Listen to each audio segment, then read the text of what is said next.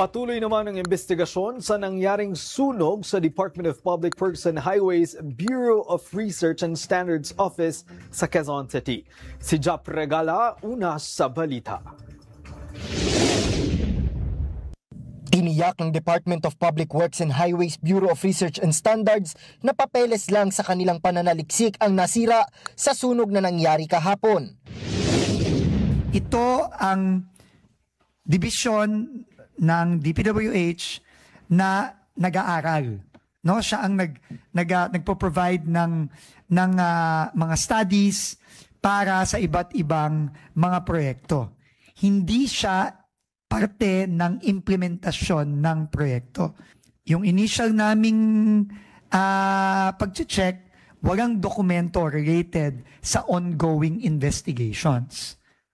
Okay? At yun din ang pinaabot ko sa ICI kahapon. Ayon kay DPWH Secretary Vince Dizon, ang mga nasirang dokumento ay mga papeles na konektado lang sa kanilang opisina. Nilinaw din ng kalihim na hindi ang Region 4B building ang nasunog, kundi ang BRS building. That is not true. In fact, I will show you pictures, and those are pictures this morning of the Region 4B building in Quezon City.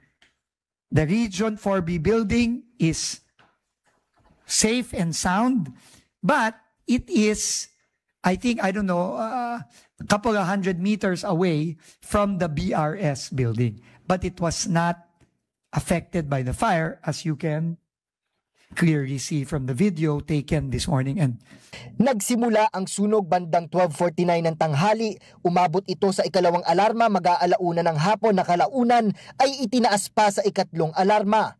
Ayon sa inisyal na investigasyon ng Bureau of Fire Protection, nagmula ang insidente sa ikatlong palapag ng gusali at hindi sa computer na pumutok. That there was an electrical failure in one of the ceilings in the, I'm not sure what floor. Third floor. No, they announced that yesterday. So, this also corrects the initial information na may computer na sumabog and all of that. Wala rin anilang naitalang nasugatan o namatay sa naturang sunog. Mag-aalas 2 ng hapon nang ideklarang fire out ang sunog.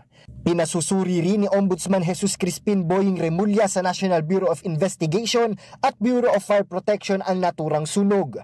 Aniya, dapat malaman kung sinadya ba ang sunog o aksidente lang. Nagpahayag din ng pag-aalala si Remulla dahil patuloy pa anya ang investigasyon sa maanumalyang flood control projects. Patuloy pa ang investigasyon sa insidente at inaalam pa ng mga otoridad ang iba pang mga detalye. Nauuna sa mga balitang totoo at laging bago. Jap Regala, alauna sa balita, Congress TV.